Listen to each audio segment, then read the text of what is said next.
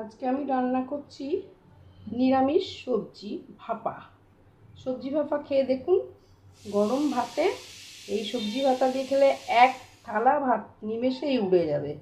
আপনি খেতে খেতে গল্প করতে করতে দেখবেন আপনার থালার ভাত সব ফুরিয়ে গিয়েছে। দেখুন কেমন এই সবজি ভাপাটা খেতে লাগে। সবজিটা ভাপাতে আমি নিয়েছি কতগুলো ঝিঙেটাকে ভালো করে আমি ছাড়িয়ে নিয়েছি। আর এখানে নিয়েছি একটা গাজর, আর নিয়েছি একটু সরষের তেল, টমেটো, কাঁচা লঙ্কা, পোস্ত আর সর্ষে বাটা, আর আছে আমার লবণ। এই দিয়ে আমি ভাপাটা রান্না করব। আগে আমি ঝিঙেগুলোকে ছোটো ছোটো করে কেটে নেব, গাজরটাকে কেটে নেব। কেটে নেওয়ার পরে কড়ায় তেল দিয়ে আমি ঝিঙেটাকে একটুখানি হালকা করে ভেজে নেব, আর গাজরটাকেও ভেজে নেব। তারপরে আমি এই মশলা মাখিয়ে তেল দিয়ে, কাঁচা তেল দিয়ে আমি ভাপাটা রান্না করব।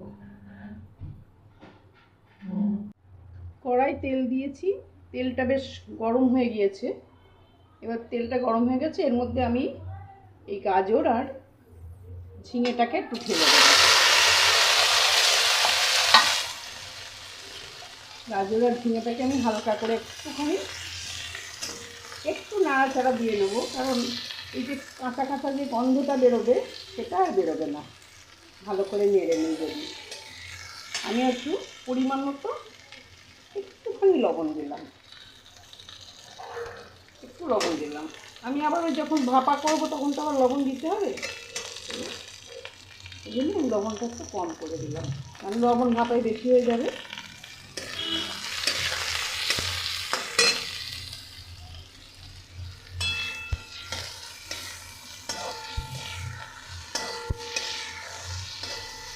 হালকা করে ভেজে নিলাম।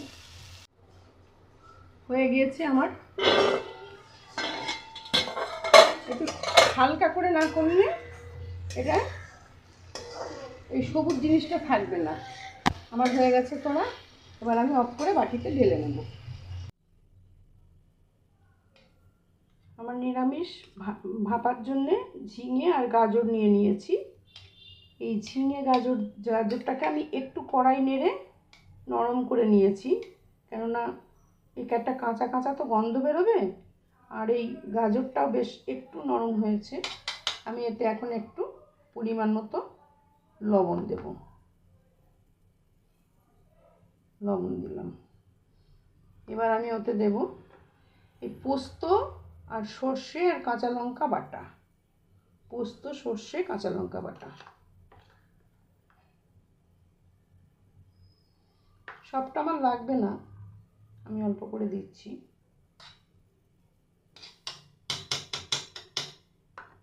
এতে দিয়ে দেবো আমি এখন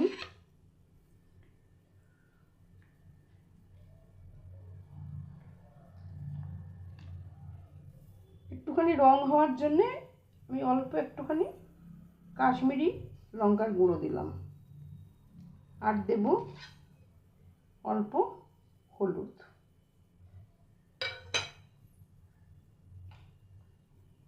এবার দিয়ে দেব আমি কাঁচা সর্ষের তেল।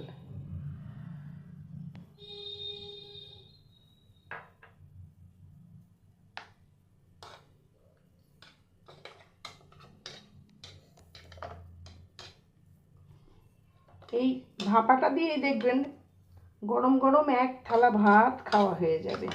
এত সুন্দর খেতে। আমি প্রায় দিনই এটা করে থাকি, বিশেষ করে নিরামিষ রান্নার দিনে, বৃহস্পতিবার, শনিবার, কোনো পুজোর দিন আমি এই ভাপাটা তৈরি করি। কারণ এটা দিয়ে খেলে পরে সকলের ভাপা দিয়ে অনেকটা ভাত খাওয়া হয়ে যায়। এবার আমি দিয়ে দিচ্ছি এখানে টমেটোর কুচিগুলো।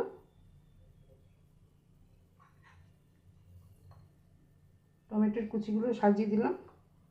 এটা ভাপে একটু সিদ্ধ হয়ে যাবে। আর দিলাম আরও একটু কাঁচা লঙ্কা। যদি কেউ একটু বেশি ঝাল খেতে চায় তাহলে এই কাঁচা লঙ্কাগুলো দিয়ে মেখে ভাত খেয়ে নেবে। আমি উপর থেকে ছড়িয়ে দেবো আর একটু অল্প করে সর্ষের তেল।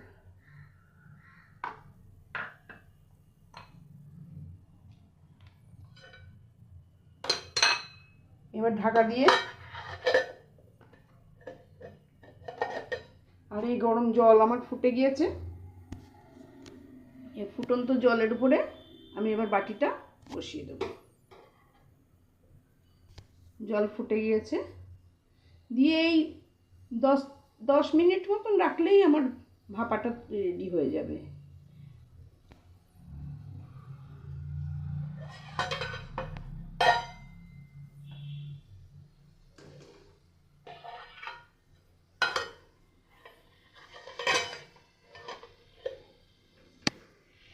এই 10 মিনিট থাকবে ভাপানোটা ফুটন্ত জলের উপরে।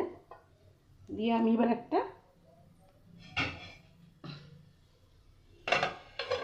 চাপা দিয়ে দিলাম।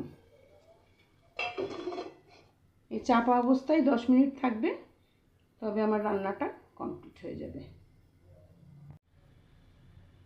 হয়ে গিয়েছে আমার নিরামিষ সবজি ভাপা।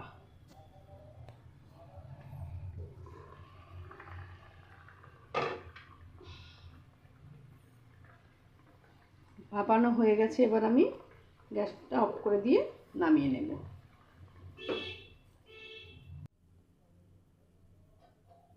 দেখি কেমন হয়েছে। এবার কৌটোটা খুলে, ওয়াও, দারুণ সুন্দর হয়েছে দেখতে। যেমন দেখতে হয়েছে খেতেও নিশ্চয়ই সেরকমই সুন্দর হবে। একদম পুরো মাছ ভাপার মতন দেখতে হয়েছে। বাহ, খুব সুন্দর হয়েছে।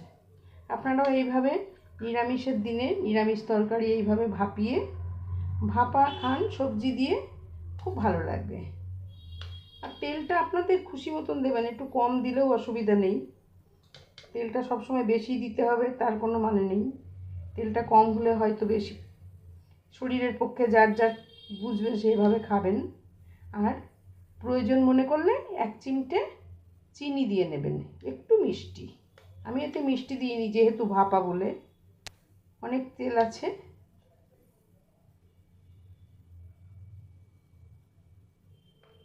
হয়ে গেছে আমার সবজি ভাপা।